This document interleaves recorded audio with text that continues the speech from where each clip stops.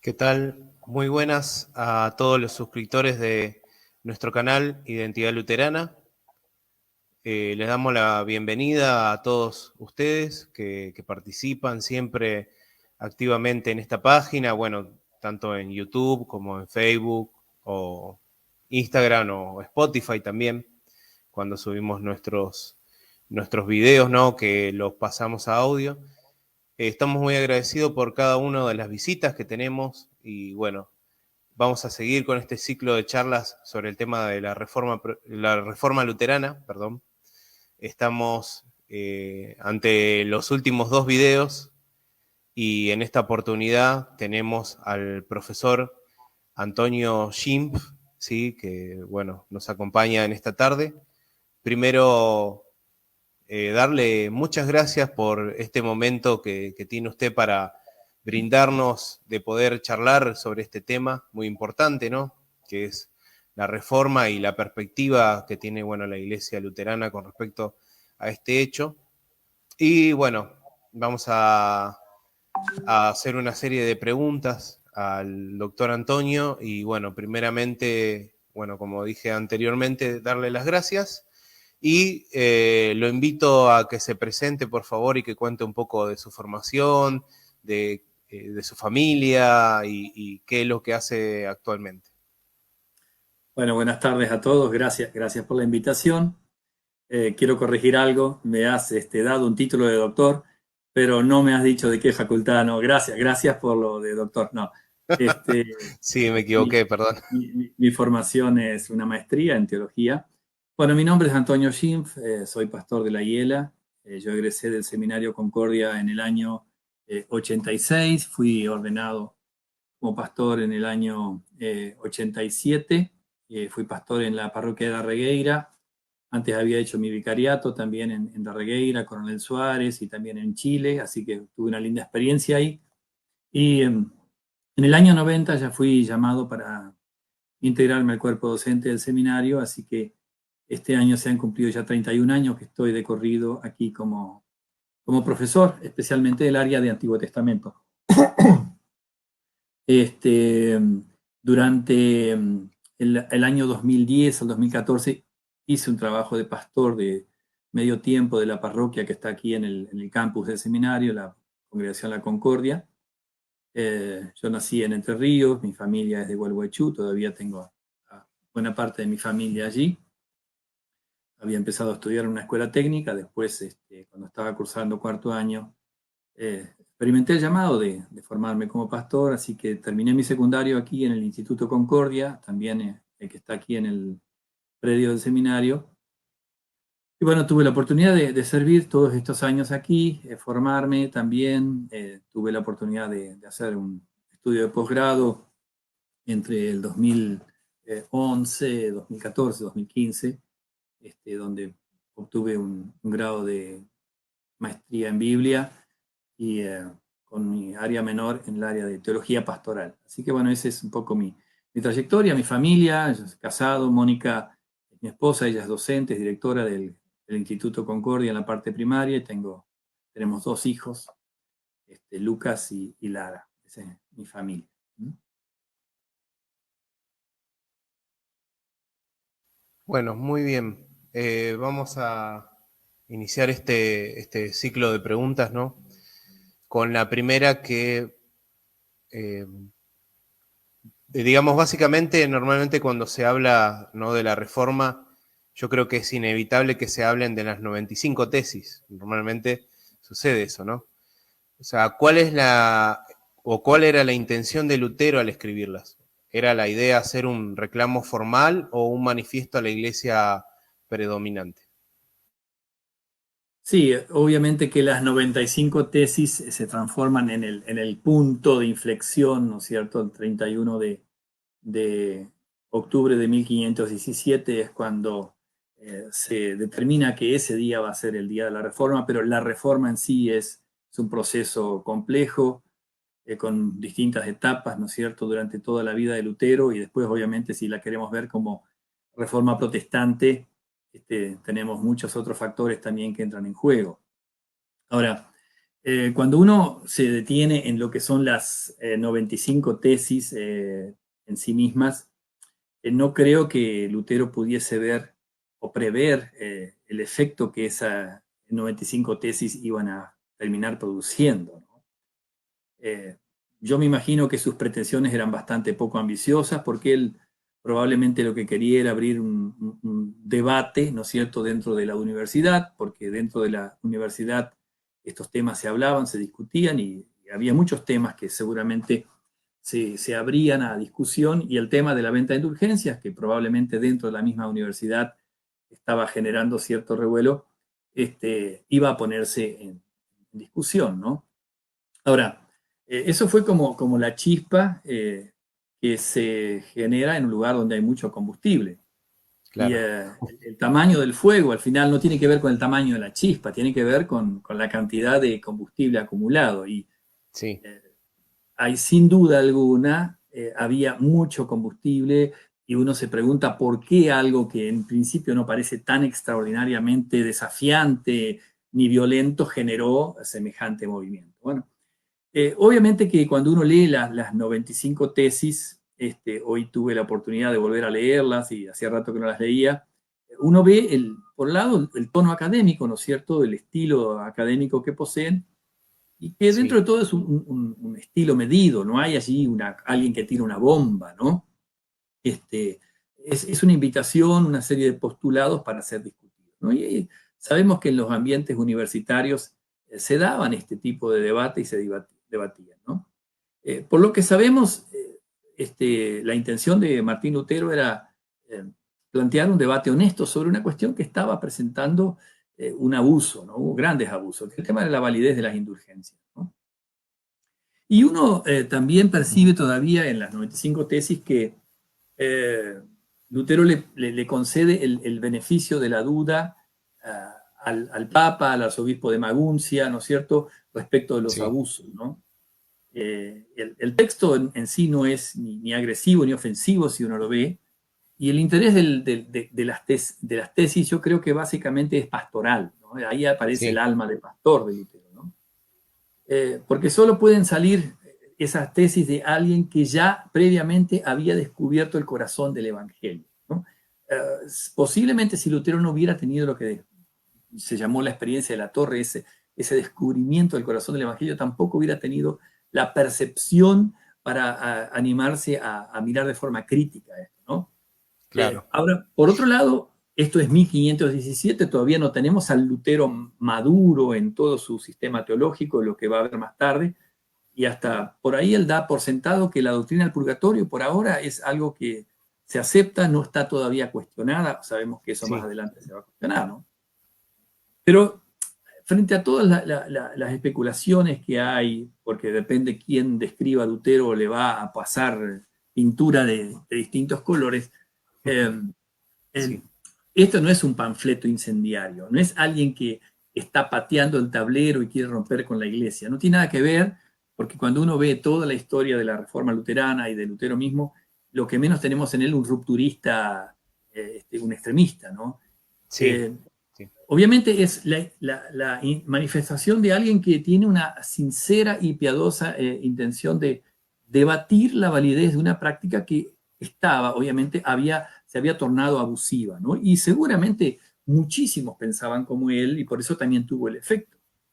Así que si tuvo el efecto que llegó a tener, si generó ese efecto de contagio o el efecto dominó, es porque probablemente muchos otros se habían hecho preguntas similares, pero no tenían el coraje por ahí de plantearlo, ¿no? Ya sabemos sí, cómo es la inercia en una institución donde todo el mundo ve que está mal, pero nadie dice nada, ¿no es cierto? Porque hay mucho en juego, hay temor, hay excesivo respeto, y obviamente eh, Roma había sacrificado a Juan Hus un siglo antes por planteos que por ahí se parecían y se pagaba un precio. Entonces, había que ser muy valiente para plantear ciertas cosas. ¿Mm? sí, era muy difícil, es verdad.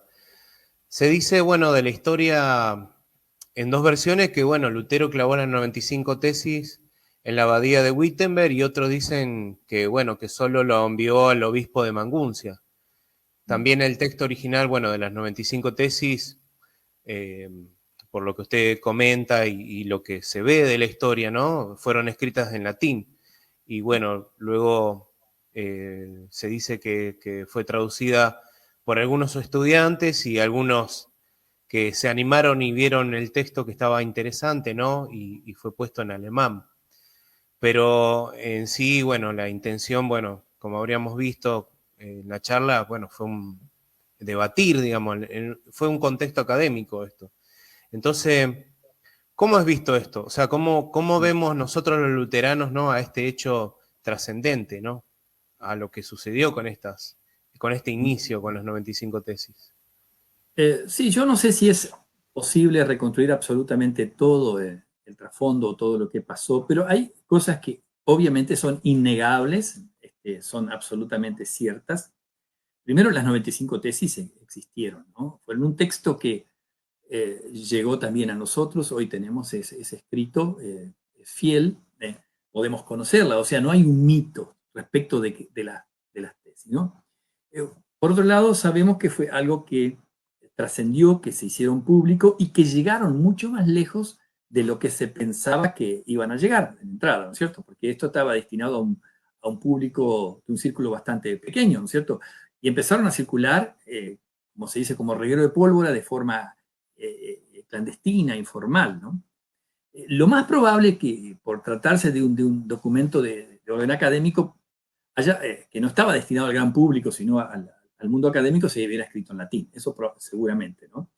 Y suponemos que cuando fueron traducidas al alemán, empezaron a circular en ambas lenguas y mucha gente que no eran destinatarios originales se encontraron con ese texto y bueno, sabemos que eso llegó a lugares increíbles, ¿no? Y es posible también que le haya llegado una copia al arzobispo de Maguncia, ¿no es cierto?, Alberto de Brandenburgo.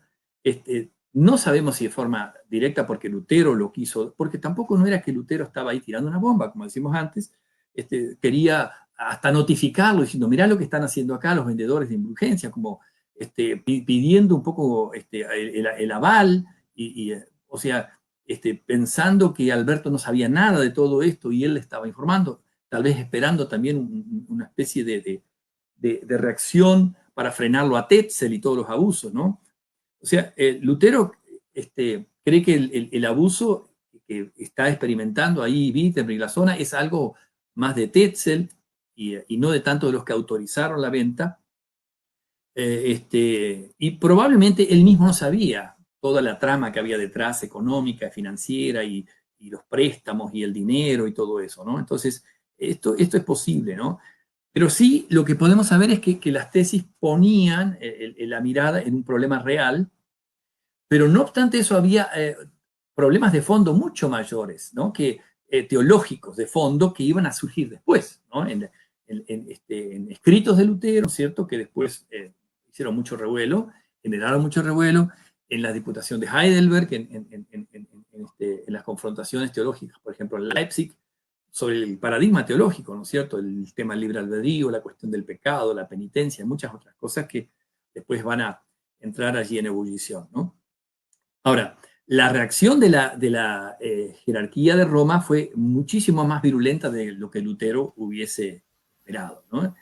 Porque en vez de agradecerle y felicitarlo por ser un pastor que cuida las almas, vino el contraataque, ¿no? Lutero estaba tocando sin saberlo una cuestión de poder, de dinero, y Roma no estaba dispuesta a poner eso sobre la mesa y discutir. Ahí se dio cuenta de qué avispero había pateado, ¿no? Ese es el punto. Sí, es verdad, yo recuerdo una encima de sus tesis, que Lutero dice, si el Papa sabría lo que se está haciendo con la piel de las ovejas, ¿no? O sea, diciendo como a costa de las personas, él mismo diría no, no a la construcción de la basílica de San Pedro y todas las cuestiones que se estaban haciendo con respecto a eso, ¿no? Sí, es interesante.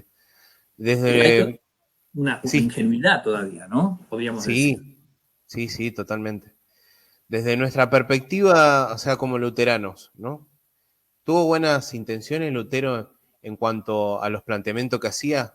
O sea, algo hablamos, ¿no? Pero ¿se ve a un Lutero con buenas intenciones o simplemente como alguien que quería dividir la iglesia? Porque yo siempre normalmente se dice, no, Lutero quería dividir la iglesia, Lutero dividió la iglesia, o algo así, ¿no? Sí, es obvio que esas acusaciones no las podemos evitar, pero son injustas, porque, a ver, hay que tomarse el trabajo de leer las 95 tesis. O sea, realmente, si alguno está viendo esta charla, yo lo invito, las 95 tesis se pueden bajar de cualquier sitio de internet, no son tan largas de leer, y uno ya entrada se va a dar cuenta quién escribe eso y con qué intención, ¿no? De ninguna manera está en la mente de Lutero algo así como una división de la iglesia. Obviamente la división, ¿por qué se iba a dar? Porque Roma no estaba dispuesta después a discutir algunas cuestiones importantes a la luz de las escrituras, ¿no es cierto? Que era que había que discutirla, ¿no?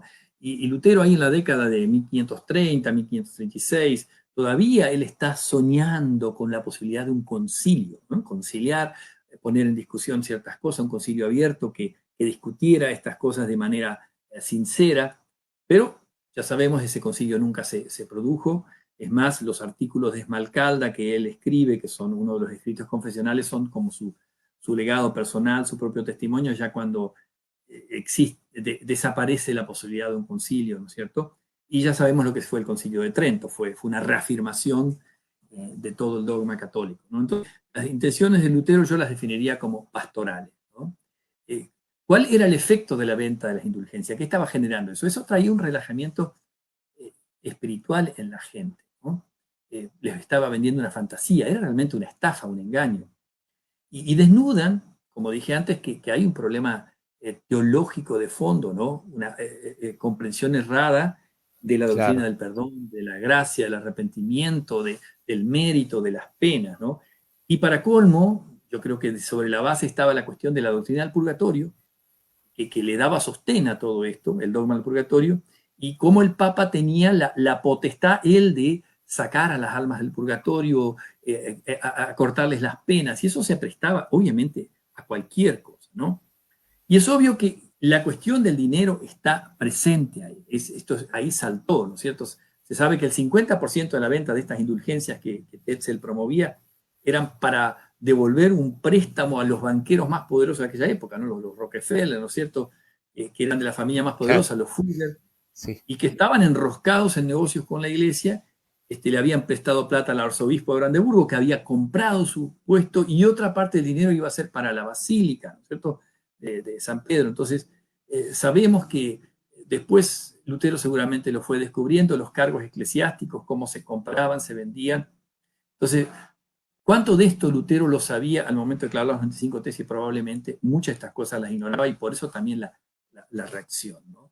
Así que Lutero pensaba que los funcionarios de la iglesia harían algo, ¿no? Saldrían a apagar el incendio, corregirían esto, pero la sorpresa, ¿cuál fue? Salieron a defender estos abusos, ¿no? Esto fue terrible. Sí. Entonces, el estilo extravagante de los papas, de León X, que era muy extravagante y muy caro, y eso agravó la situación financiera, y obviamente se necesitaba de este combustible económico de las Tenemos indulgencias. una pregunta, sí, perdón.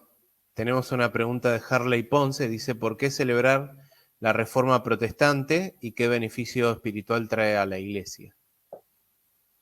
Yo creo que la mayoría de los protestantes, no solo los luteranos, nos sentimos deudores. Es como que, a ver, la palabra bisagra quizás sea importante en la historia de la iglesia. Si uno trazara la historia de la iglesia, hay una marca muy importante, algo muy importante sucede.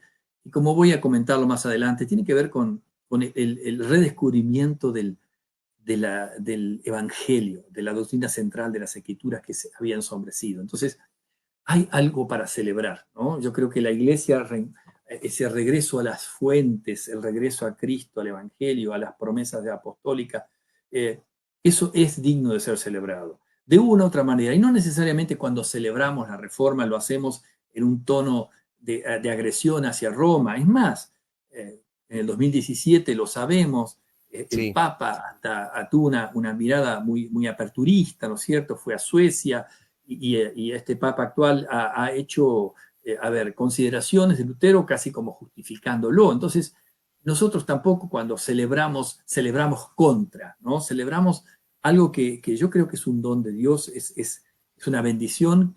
¿Por qué? Porque esto define nuestra identidad. Porque uno tiene que Sí, hacerse esta pregunta. Tal vez Dios habría puesto a otro instrumento que no fuera Lutero más adelante, no lo sabemos. Juan Hus no lo pudo hacer. Pero ¿qué sería, qué habría sido la historia de la cristiandad, de la iglesia, si esta reforma no se hubiera dado? ¿Eh? Sabemos cómo las almas eran manipuladas, cómo había un abuso espiritual de las personas, que no se les daba de gracia lo que había sido otorgado de gracia.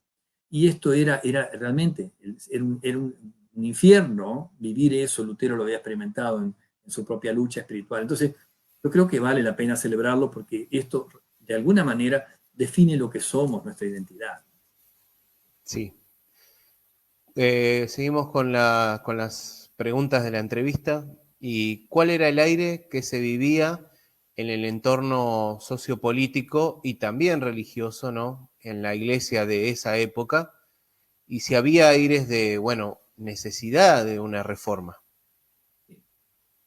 Sí, de hecho, a ver, había aspectos políticos, el mundo estaba cambiando, ¿no es cierto? Estaban surgiendo las naciones, el nacionalismo, el papado había pasado por un periodo, lo que se llamaba la cautividad babilónica del papado. El papado en Aviñón, en Francia, se había debilitado mucho, había mucho desprestigio, entonces había perdido autoridad. Eh, También se habían formado las naciones-estados y dominadas por miembros de la nobleza, que eran más fuertes que del periodo feudal, ¿no? Entonces las monarquías se van fortaleciendo. Entonces, el nacionalismo, que por ejemplo ahí en Alemania se va a ver mucho, ¿no es cierto? Cómo el dinero de Alemania estaba fluyendo para Roma, ¿no es cierto? Y me hace acordar un poco lo que pasó cuando se dividió el reino del norte y el reino del sur en Israel, ¿no es cierto? Las 10 tribus del norte un día se plantaron y dijeron, ese lujo del sur con Salomón viviendo semejante lujo, no lo vamos a soportar más, no lo vamos a pagar más, ¿no es cierto? Entonces, ese tipo de cosas obviamente estaban en el ambiente, ¿no? A nivel social, obviamente se estaban generando las grandes urbes o los centros urbanos, el feudalismo se estaba desgastando, la gente ya no vivía de la tierra, sino que había oficios y artesanos, el comercio, el desarrollo de la tecnología. Entonces, las poblaciones o poblados burgueses se habían enriquecido y estaban teniendo un cierto nivel de independencia, antes eran más vulnerables. En la Sí, economía surgen obviamente las grandes fortunas, como hablamos de los Fugger, los Medici, ¿no es cierto? Familias con mucho poder. Era fácil enriquecerse, por lo menos para algunos. Y desde el punto de vista cultural también, obviamente, el Renacimiento, el surgimiento del humanismo, y ahí vemos figuras como Erasmo, ¿no es cierto?, que fueron muy importantes en su momento, incluso el trabajo de Erasmo de disponer de un Nuevo Testamento griego fue usado por los traductores como Lutero. Entonces, hay sí, allí un viento de cambio. Y en el aspecto religioso, obviamente, la disminución de la influencia del papado, ¿no es cierto? Había una mirada más crítica a la iglesia. También el laicado más preparado por ahí veía con la ignorancia de los sacerdotes, o sea, no solamente Lutero vio eso. sí, Así que también desde el punto de vista filosófico, el surgimiento del nominalismo, ¿no? A diferencia de toda la visión filosófica previa, ¿no es cierto?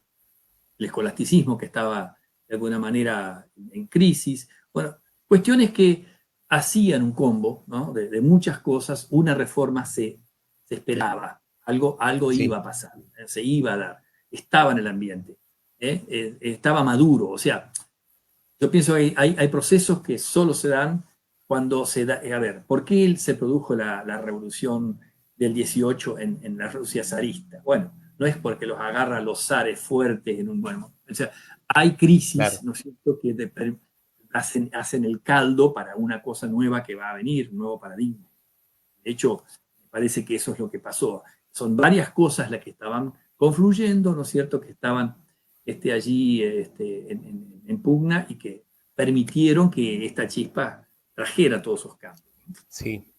Y la Universidad de Wittenberg también fue clave, ¿no? En el tema de la reforma, ¿no? Sí, sin duda, una universidad, si se quiere, pequeña dentro de Alemania en relación a Sí, otras y todo, pero bueno, fue una usina, ¿no? Fue una usina, ¿no es sí, cierto? Muchos teólogos ahí se formaron y todo eso. Eso generó, obviamente, después por qué la reforma llegó a países incluso en el norte de Europa y todo, ¿por qué? Por gente que había sido formada en esa universidad, ¿no es cierto? A claro. ver, ahí había, pero, a ver, no era un periodo de una meseta tranquila, ¿no? Había muchas cosas ahí. A ver, la guerra de los campesinos, se me viene a la mente pocos años después de 1524, 1525, no sé. ¿Por qué semejantes líos? También había situaciones injustas, ¿no es cierto? Que Lutero ya las había previsto, había escrito ahí contra la usura y había llamado la atención de los problemas que podían venir, ¿no? Así es. Hoy en día, bueno, entender la idea de Lutero al escribir las 95 tesis, bueno, puede ser algo confuso, ¿no? Creo que hoy hay muchas dudas, hay algunos que dicen Lutero quiso escribir tal cosa, otros dicen otra, ¿no? Entonces, algo hablamos, ¿no? Pero ¿con qué corazón escribe Lutero? O sea, ¿qué contiene las 95 tesis? Buena pregunta. Lutero, a pesar de ser un doctor en teología, de ser una persona que estaba capacitada para escribir y pronunciarse de manera muy profunda, yo creo que escribe con alma de pastor, ¿no? El dogma católico romano en relación a la confesión y al perdón era algo muy confuso, muy embarrado, ¿no? Y era un arma, perdón, para manipular las almas más bien que para ofrecerles el perdón, la paz, todo lo que el regalo del Evangelio, ¿no? Y la doctrina acerca de la penitencia y del purgatorio hacían el combo perfecto para que estas cosas se dieran, ¿no? Era algo que había que deconstruir. Y un tema que se observa, ¿no es cierto?, es la manera, por ejemplo, en que la Vulgata traduce un texto como el de Mateo 4:17, lo que hoy leemos en nuestras versiones como Reina Valera, arrepentidos porque el reino de los cielos se ha acercado. La Vulgata, Jerónimo había traducido Ponitentiam agite, o sea, hagan penitencia. Y el texto original dice metanoiete, o sea, de metanoia. Entonces el texto griego habla no de hacer penitencia, de hacer algo, sino de un cambio de vida, de un cambio de corazón, de un cambio de mente. Y la Vulgata más apunta a hacer, ¿no? Entonces, Lutero hace un trabajo extraordinario, si alguno lo quiere ver en los artículos de Malcalda, sobre el falso arrepentimiento de los papistas. Una larga sección ahí.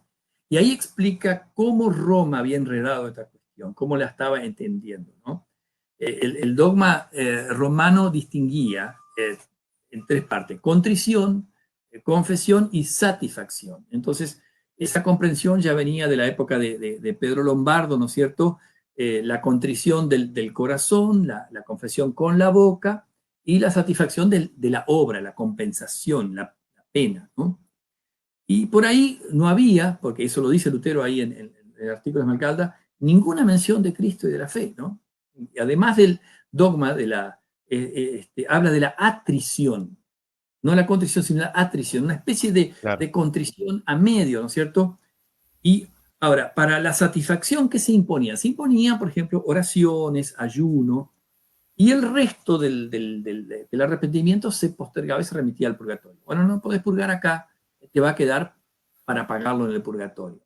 Ahora, después que los penitentes confesaban sus pecados, un sacerdote podía asignarles como es, obras de satisfacción para absolución, Sí, ¿no? Y al principio las indulgencias eran concedidas, por ejemplo, ¿cuándo nació esto? Cuando empezaron a mandar a las cruzadas, los que van a las cruzadas, que se juegan, se sacrifican la vida. Entonces era una especie de absolución total, ¿no es cierto? Pero aquellos que no podían ir, ¿cómo podían hacer? Podían poner su óvulo, ¿no? Pagar, y podían recibir una indulgencia si hacían un esfuerzo económico. Entonces ahí se sí, descubrió que esto podía ser muy rentable, muy lucrativo. Entonces, esto fue implementado porque entraba mucho dinero, no iban allá a reconquistar Tierra Santa, pero ponían mucha plata, entonces, para construir iglesias, hospitales y la infraestructura, ¿no? Y obviamente también el tema de las reliquias, eso también era un punto, ¿no es cierto? Ahí el mismo Federico el Sabio tenía reliquias que se venían a ver el 1 de de noviembre, el Día de Todos los Santos, por eso también se aprovecha el 31 de octubre para eso, y los fieles podían rendir homenaje, ¿no es cierto? Y entonces, al fin y al cabo, bueno, todos contentos, ¿no? Los pecados perdonados y grandes ingresos, ¿no? Entonces, Sí, ¿qué pasó? Esto que era penitencia, confesión y contrición, ¿en qué se transformó? En contrición, confesión y contribución, dicen los autores, ¿no? Interesante esto. Contrición, confesión y contribución, ¿no? Y es una cosa sí, que realmente había perdido el rumbo totalmente. Entonces, la preocupación de Lutero era que iba a desaparecer de esta manera el sentimiento de la verdadera contrición, el arrepentimiento. Entonces, si los pecadores podían recibir el perdón de los pecados de esta manera, pagando, entonces pasarían el resto de sus vidas sin preocuparse por el estado de sus almas. Total, se arregla pagando, comprando, ¿no? Entonces, él tenía que proteger a su rebaño y eso fue lo que lo puso muy, muy mal, ¿no? Interesante, yo, si quieren, comparto algunas tesis que me parece que es muy bueno para verlas, por ejemplo, sí, sí, estaría interesante. interesante algunas que he marcado que vale la pena, hay muchas, ¿no es cierto? La primera, obviamente, ya ahí arranca, dice, cuando nuestro Señor y Maestro Jesucristo dijo, haced penitencia, que es haced penitencia, ha querido que toda la vida de los creyentes fuera penitencia. O sea, ahí Lutero todavía cita la Vulgata, ¿no?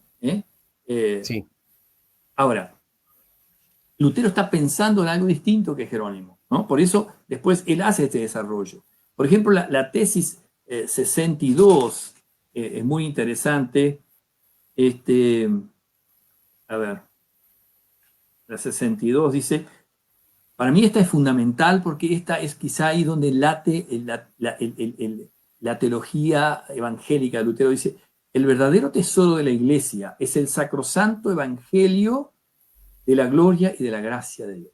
Ella está viendo que el gran tesoro no es lo que el Papa administra, las obras de supererogación y atribuye y saca almas del purgatorio. Es esto, el sacrosanto evangelio de la gloria y de la gracia de Dios. Y la 65 dice, por ello los tesoros del evangelio, dice, son redes con las cuales en otros tiempos se pescaba a los hombres poseedores de bienes. Y el juego de palabra que hace con la siguiente dice, los tesoros de las indulgencias, a diferencia de los tesoros del Evangelio, dice, son redes con las cuales ahora se pesca la riqueza de los hombres. No se pesca hombres, sino que se pesca la riqueza de los hombres. O sea, es muy sutil, muy agudo, ¿no?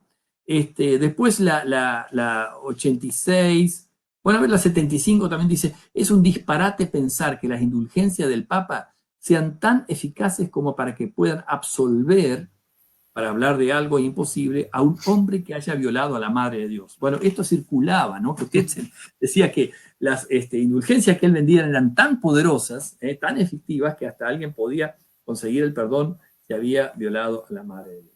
Y el sí, 86, terrible.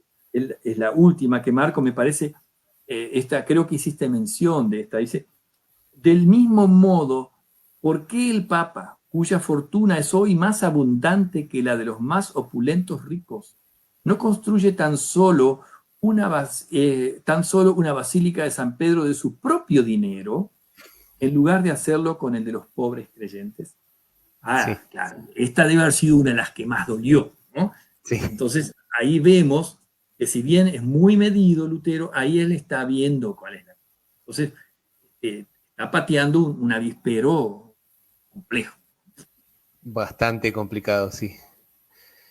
Acá Gilmar Ross dice buenas noches. Bueno, parece que debe ser de Brasil. Un saludo. Y bueno, Buenas continuemos noches. con las preguntas. Viendo el contexto histórico y adentrándonos en la época, ¿no? ¿Cree que la decisión de excomulgar a Lutero ha sido una propuesta válida por parte de la iglesia de la época? O sea, entendamos que bueno, es de la iglesia de esa época, ¿no? A ver, creo que hasta hoy los propios católicos y el Papa casi como que admiten que hasta fue un error excomulgarlo. No ese no era el camino. Pero a ver, era la regla de juego. Eh, a ver, nosotros los luteranos, quienes sentimos que nuestras raíces y nuestra identidad se nutren de la reforma y de Lutero, damos gracias a Dios que no llegó a más de eso, pero cuántos factores también estuvieron confluyendo para que Lutero fuera protegido, por ejemplo, cuando estuvo en Warburgo, cuando de alguna manera fue puesto a salvo de una situación que era realmente muy, muy dramática, donde podía morir, ¿no? Ahora, obvio que no fue una propuesta válida. Lo deseable, y Lutero lo ansiaba, era que hubiese un concilio abierto, ¿no es cierto? La Iglesia estaba postergando un concilio por mucho tiempo, ¿no? En que estas cosas que Lutero planteaba se hubiesen debatido a la luz de la palabra de manera abierta. Incluso es interesante, cuando leemos las confesiones de Aburgo, también el lenguaje es muy medido, las confesiones de Aburgo de 1530, que son un documento de los príncipes protestantes. Allí hay todavía un lenguaje de conciliador, ¿no es cierto? No se está pateando el tablero, ¿no? Entonces, hay críticas a algunas cosas, pero hay más que críticas, hay una confesión de fe. Esto es lo que nosotros defendemos. Y nosotros, defendiendo esto, en realidad lo que estamos en línea es con la fe apostólica, con el testimonio apostólico, y no estamos creando una iglesia nueva. Estamos volviendo a la iglesia que ustedes dejaron, ¿no? Esto es muy interesante, ese lenguaje. Entonces, Sí. Lutero no deseaba formar una iglesia luterana, hasta odiaba el nombre luterano cuando empezaron a llamar luterano, porque eso no estaba en su espíritu. Yo creo que fue algo que debe haber amargado mucho, ¿no es cierto?, que nunca se hizo ese concilio. Sí. Pero claro, cuando hay conflictos teológicos como los que había, que eran tan grandes, no hay otra forma de arreglarlos que al sentarse a debatir a la luz de la palabra, ¿no? Y eso no fue posible. No fue posible. Entonces, a ver, la excomunión de Lutero fue obviamente lo que Roma acostumbraba a hacer, y uno podría decirlo, en algún momento hasta podían haber sido más violentos con él, y casi que eso se produjo. Entonces, que la reforma se diera fue porque Dios también permitió que muchas cosas que eran necesarias se dieran, ¿no? Sí. Acá tenemos un comentario de Miguel Núñez que dice: saludos al reverendo profesor Antonio Schiff, gracias por su ponencia y contribución. Seguimos con la siguiente Miguel. pregunta. ¿Qué cambios ha marcado la reforma luterana en la iglesia de aquella época? No, perdón, me equivoqué. Se me corrió. No, estaba bien. ¿Qué cambios ha marcado la reforma luterana en la iglesia de aquella época? ¿Era necesaria, digamos, esta reforma? Sí, todos creo que hasta a los católicos más fervientes reconocen que era necesaria una reforma, ¿no? Había muchas cosas en crisis. Y yo creo que lo más grave era cómo la verdad del Evangelio había ocultado, estaba ensombrecida, ¿no? Y la otra me parece que es cómo el escolasticismo metió la filosofía y la razón, ¿no es cierto? Y muchas cuestiones eran más vistas desde la razón que desde de la palabra. Entonces, como estos principios, el sola escritura, ¿no? El volver a la fuente, la sola fe, la sola gracia, pusieron otra vez la mirada en el foco de donde se hace la teología. Y lamentablemente la fe luterana pasó a ser acosada, podemos decirlo, de ambos lados, ¿no? Por un lado, primero fue el catolicismo romano, lo que es la derecha, porque estaban perdiendo o estaba en riesgo su hegemonía, su poder de larga data. Y por otro, los movimientos radicales que surgieron, ¿no es cierto? Y Lutero no tampoco comulgaba con ellos, tenía algunas cosas en común, pero propios compañeros de ruta de Lutero, compañeros de camino, entraron en una lucha mucho más fuerte, más feroz, ¿no es cierto?, radical, Sí. volver a la... Y lamentablemente eso también fue muy duro, ¿no? Lutero tiene que escribir primero contra Roma, después contra los otros movimientos radicales, anabaptistas y todo. Entonces, el luteranismo quedó como esa vía media, ¿no? Reafirmando los dogmas apostólicos, pero ya no sobre las bases de las tradiciones, sino sobre otra autoridad, no como la autoridad a la que recurría Roma, ¿no? Entonces, esto creo que es importante. La reforma era necesaria, ¿no? Lamentablemente no se dio en los términos que Lutero habría soñado, ¿no? Su propia iglesia madre replanteándose honestamente que estos temas tenían que ser tratados, revisados a la luz de la palabra, ¿no? Entonces, lamentablemente eso pasó, ¿no? Y hubo un cisma, ¿no? ¿Qué cambios y aspectos sociales y políticos ha producido la reforma? Ha producido mucho, uno podría hacer una larga enumeración, ¿no es cierto? Pero me parece que la división entre iglesia y Estado es un gran punto, ¿no es cierto? Nosotros, quizá en los países se da con distintos matices, quizá uno de los países donde más se da hoy eso es Estados Unidos, ¿no es cierto? Puede haber una nación cristiana, pero que se separan las esferas, ¿no es cierto? Lo que llamamos el reino de la mano derecha, el reino de la mano izquierda. Eso fue algo importante, ¿no? Después, límite a las pretensiones del Papa. Los papas podían deponer a los reyes, teniendo un poder extraordinario, parecían dioses en la tierra, ese tipo de cosas también. Obviamente el tema de la libertad religiosa, la libertad de conciencia, ¿no es cierto? Me parece que son cuestiones. Y, a ver, un cambio muy grande con la educación. Lutero fue un gran promotor de la educación, ¿no es cierto? La necesidad de alfabetizar. Melanchthon es llamado Magister Germani, o sea, maestro de Alemania. Comenio, después vienen más del ámbito evangélico. O sea, hubo grandes cambios. El mundo no fue el mismo, ¿no? Si algo, vamos a suponer que alguien hubiera estado en coma 50 o 100 años, ¿no? Y hubiera despertado después de la reforma y dicho, ¿qué le pasó a este mundo? Muchas cosas cambiaron para bien, pero también en el combo que venía. Venía el secularismo, después vino el racionalismo, muchas cosas que también tuvieron un poco sus raíces ahí. Pero obviamente que muchas cosas cambiaron. Yo creo que muchas para bien, ¿no es cierto? En un momento, a ver, las idas y vueltas que hubo, por ejemplo, después de la muerte de Lutero, si profesar la fe evangélica era legítimo, si no era legítimo, Sí. si en los territorios luteranos los católicos tenían libertad o viceversa. Bueno, todas esas cosas que hoy diría esta discusión no tiene sentido. Hubo que construir todo eso. Esos fueron cambios muy grandes, ¿no? Sí, la verdad que sí.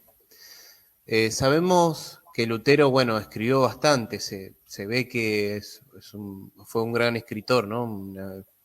Hay muchos que dicen que fue una buena mente brillante, ¿no? Entonces, ¿cuántos volúmenes posee las obras de Lutero? Bueno, hay varias ediciones de las obras de Lutero en distintos países y hasta donde dio el presupuesto, ¿no? Por ejemplo, conocemos aquí en nuestra biblioteca tenemos la alemana de San Luis y después tenemos la que está en inglés de San Luis, que son 50 o 50 y algo de tomos. Pero para la edad en la que Lutero empezó a escribir y cuando falleció, dentro de todo joven, uno a veces se pregunta cómo sin internet, sin computadoras, sin tanta tecnología que hoy es tan frecuente y tan accesible, este hombre pudo escribir tanto. Entonces, es impresionante. Mucho de lo que nos llega en las obras de Lutero fue escrito por la pluma de él, pero también muchas cosas fueron de manera indirecta, sus alumnos que tomaban notas, los quienes tomaban notas de sus sermones, eso iba publicando. Entonces, Lutero, para que se dé una idea, fue un hombre de múltiples vocaciones, ¿no? Fue pastor, fue Sí. profesor de teología, fue universitario, fue teólogo, traductor y comentarista de la Biblia, escritor, poeta, ensayista, esposo, o sea, muchas vocaciones y muy responsable en todo. Entonces, en sus escritos originales se pueden encontrar idiomas, el latín y el alemán, él podía escribir en ambos idiomas, y varias obras de él fueron traducidas a las lenguas modernas, ¿no? Ahora, la edición que tiene todo lo que Lutero escribió es la edición de Weimar, ¿no? Está en Sí. formato electrónico, si alguien quiere. No creo que alcance una vida, pero para leerla. A ver, para que se den una idea, esta fue comenzada en 1883 y fue concluida en 2009. Wow. 121 volúmenes, 121 volúmenes, 80.000 páginas. Entonces, si alguien de nosotros escribe algo de 10 páginas, puede darse por satisfecho, es algo bárbaro. Pero imagínense lo que este hombre escribió, porque la otra es justamente, por eso dije, cuántas otras cosas él hacía. Y fue esposo, y fue padre, y fue pastor, y predicaba. y tenía sobremesas y la pasaba bien y tomaba cerveza y muchas cosas que sabemos de él, Sí, pero es impresionante, o sea, uno no puede entender cómo una persona puede llegar a ser tan prolífica. Entonces, eh, aquí en Argentina, en castellano, se han publicado 10 volúmenes, ¿no es cierto? En su momento de las obras que hizo Paidós, después El Escudo y la Aurora, pero también ahora Clie está publicando algunos volúmenes, así que tenemos acceso a varias cosas. Brasil, gracias a Dios, también está haciendo una muy buena ediciones en portugués de varias cosas que no fueron publicadas en castellano. Y bueno, en inglés hay mucho, ¿cierto? Para que se den una sí. idea, si no estoy equivocado, el comentario de Lutero de Génesis, que fue su última gran obra, en la edición en inglés de San Luis, son creo que los primeros 6 u 8 tomos. Es impresionante, porque ahí el Lutero Maduro hace una teología súper maravillosa, Sí. comentando el libro de Génesis. Acá tenemos una pregunta de Harley Ponce de nuevo y dice, ¿a qué se debe que haya un número escaso de iglesias luteranas? Por ejemplo, en Colombia. Es difícil saber eh, cuál es la realidad de Colombia. Quizá tiene que ver con las corrientes migratorias, por un lado, ¿no?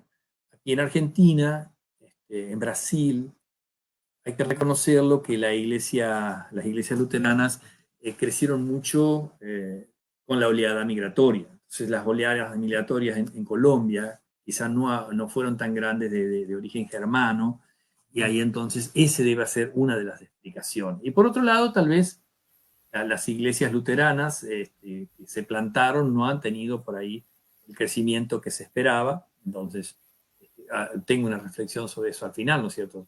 Hemos recibido una teología maravillosa, pero quizá somos un poco tímidos en ese sentido, ¿no es cierto?, de darnos a conocer. Por eso, bueno, También. me alegro de que este proyecto que tenés, Juan, es dar a conocer la teología luterana en ámbitos donde tal vez de otra manera no llegamos, ¿no? La gente ve un cartel de la iglesia luterana, a veces no tiene ni idea de lo que es, no sé si se anima a entrar, pero tal vez de esta manera damos a conocer algún tesoro que tenemos y más de uno diga, vale la pena saber de qué se trata. Así es. Bueno, tengo dos reflexiones como última instancia, ¿no? La primera, arrancamos con esta, que es cómo podemos entender esto históricamente, ¿no? Lo que fue la reforma luterana para que todos podamos enriquecernos, ¿no? Este, yo creo que no hay nadie eh, que ignore el impacto que la reforma tuvo en el mundo, la influencia que tuvo en todos los órdenes, no solamente en el aspecto espiritual. Ahora, la reforma yo creo que nace básicamente de una pregunta sincera, ¿no? La búsqueda de un Dios misericordioso, ¿no? Y básicamente fue el redescubrimiento de un gran tesoro que estaba oculto, que es el tesoro del Evangelio, el que mencionaba recién Lutero en una de sus tesis, ¿no?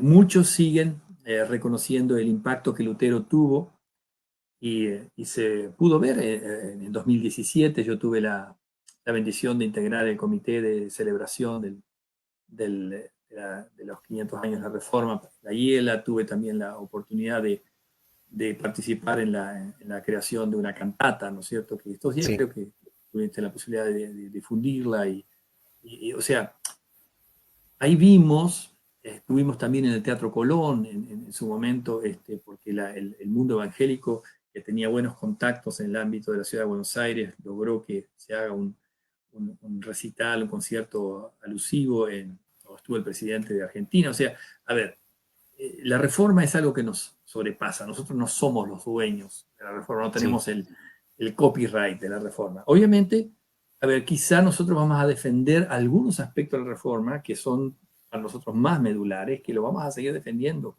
a capa y espada. A ver, eh, me parece que Lutero estuvo dispuesto a dar la vida en Worms y en otros sí, momentos. ¿Por qué? Porque lo que había descubierto era básicamente el Evangelio, ¿no? Ese es el corazón, ¿no? Entonces, el mayor legado que tenemos como luteranos es el Evangelio puro, la perspectiva de distinguir ley y Evangelio, el distinguir la teología de la cruz de la teología de la gloria, grandes paradigmas teológicos que están en las Escrituras y que quedaron reflejados en las confesiones luteranas también, ¿no? Entonces, lo que Lutero experimentó, esa experiencia de la torre, ¿no es cierto? Ese encuentro y descubrimiento de la justicia de Dios, ese intercambio feliz de que Dios nos da la justicia de Cristo y nosotros le damos nuestros pecados. A ver, algo que parece tan sencillo una vez que uno lo Sí, descubrió, pero para aquella época no lo era, sin duda alguna, por eso también teníamos estos abusos espantosos, ¿no? Entonces, si él sí. estuvo dispuesto a dar una pelea, fue por esto que él había encontrado, y no por otros factores que, a ver, libertad de conciencia, esas cosas. Sí, obviamente, pero no era ese el punto, ¿no? Claro. Bueno, y la última reflexión, ¿no? Que sería relacionado con eso, lo que hablábamos de la confesionalidad, ¿no? ¿Qué rasgos tiene hoy lo que se llama el luteranismo confesional? Es muy interesante porque cuando uno habla, nosotros nos reconocemos como parte de la corriente del luteranismo confesional, ¿no es cierto? Que están, las iglesias confesionales están reunidas en lo que se llama el Concilio Luterano Internacional, la ILC, y hoy escuchamos de pronto que el nombre luterano está asociado a muchísimas cosas que si Lutero las oyese, se moriría, ¿no? Nunca las había ni imaginado y tampoco las soportaría, ¿no? Nosotros somos parte de esta corriente que considera que las confesiones reunidas en el libro de Concordia de 1580 son la interpretación correcta de las Escrituras y son como un lente para nuestra manera de ser y de interpretar las Escrituras también. Pero no solo eso, sino que yo creo que eh, ser confesional es más que adherir a una letra o a un rito, ¿no? Vale la pena aclarar que la confesionalidad es un estilo de vida, ¿no? Ser luterano confesional es un estilo de vida y no una simple adhesión a un texto. ¿No? Entonces, como escuché hablar de algún colega hace unos años atrás, dice, ser confesional ante todo es confesar. Si no Sí, confesamos, ¿qué vamos a decir que somos confesionales? Entonces, es interesante cuando uno lo estudia, esto yo lo he compartido en algunas charlas, es los teólogos, ya teólogos de peso en la antigüedad, vieron, tanto en el Nuevo y en el Antiguo Testamento, que se usan dos verbos, uno para el Antiguo Testamento y uno para el Nuevo Testamento, para lo que es la acción de confesar, ¿no? El Antiguo Testamento usa la raíz yadá, ¿m? Y el Nuevo Testamento usa el verbo homologueo o ex homologueo. Ahora, interesante que tanto en el Antiguo Testamento como en el Nuevo Testamento, siempre usando esa misma raíz, ya sea yadá o homologueo, se ven tres formas de confesión.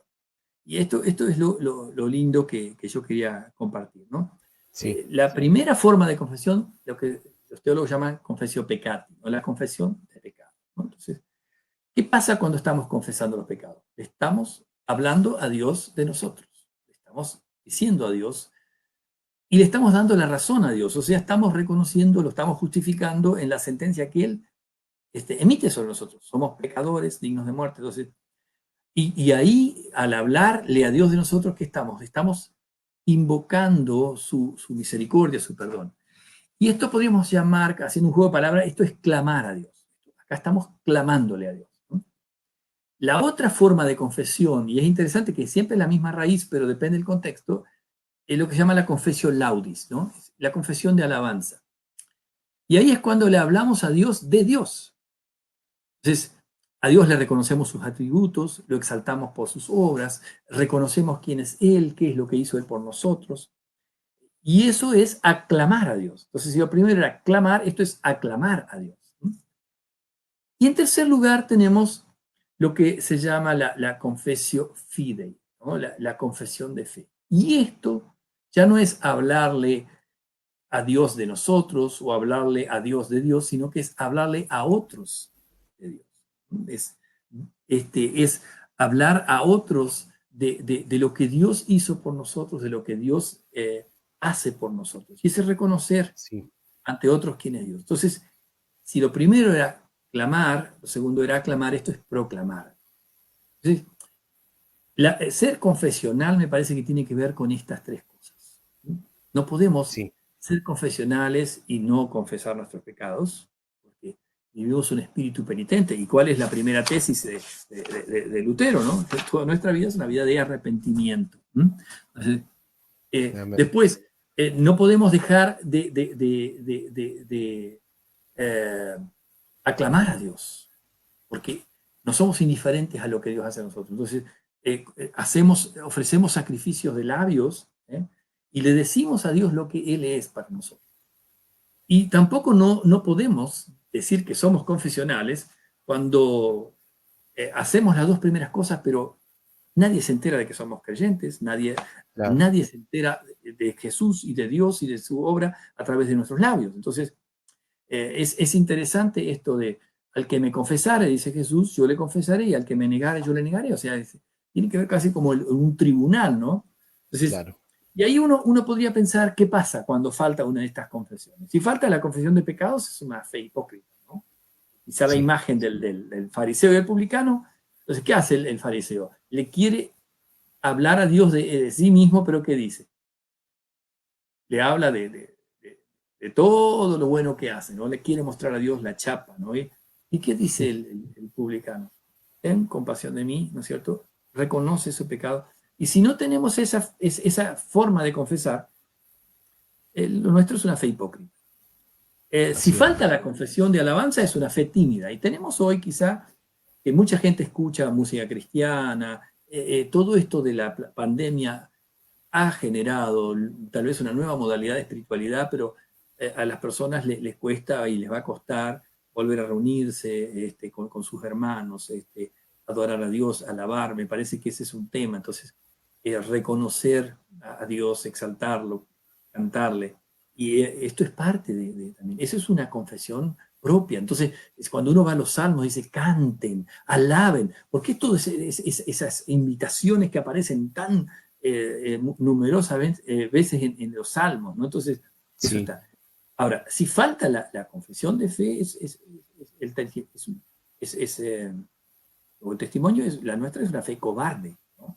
Y ahí tenemos a Lutero en Worms, ¿no es cierto? En Worms, perdón. Este año celebramos, ¿no es cierto? O recordamos en abril, ¿no es cierto? sí, Los 500 años de Lutero en Worms. Y bueno, ahí Lutero se sabe que se está jugando el pellejo, pero él está ahí para hablar, ¿no? Y pagar el costo. Entonces, me parece interesante para ir cerrando esta charla, esto de, somos verdaderamente confesionales cuando clamamos por perdón, por misericordia, cuando aclamamos a Dios por lo que Él hace por nosotros y Él sigue haciendo, y proclamamos a Dios para que otros lo conozcan, ¿no? Y esto hace una confesionalidad completa. Así que sí. esto es un poco lo que puedo decir sobre esto. No sé si hay alguna pregunta o comentario todavía. Bueno, acá tenemos el último comentario de Adelita Alicia Cum, dice, saludos al profe Antonio. Bueno, gracias, Adelita. La conozco hace tiempo, la vi en Colonia Alicia, Misiones, así que trabajadora del reino de Dios, de la iglesia, de las escuelas bíblicas. Gracias, Adelita. Bueno, la verdad que agradecido a cada uno bueno, de los que estuvieron con nosotros disfrutando de esta charla, la verdad muy enriquecedora y esta última reflexión muy enriquecedora, digamos, para abrir la perspectiva, ¿no? De lo que es la confesionalidad. Y creo bueno, los han disfrutado todo porque se ha mantenido digamos, el estatus de gente, así que está muy bueno esto y la verdad que, bueno, me alegro que le haya gustado a la gente que ha disfrutado de esta charla y bueno, nos vemos en el día de mañana, que sería la última, ¿sí? Y ahora voy a anunciar cuál va a ser la última charla y bueno, les doy, bueno, acá dice Harley Ponce, muy buena charla. Muchas gracias, Harley Ponce. Bueno, que Dios le bendiga a cada uno y nos vemos en el día de mañana. Bueno, buenas noches, bendiciones.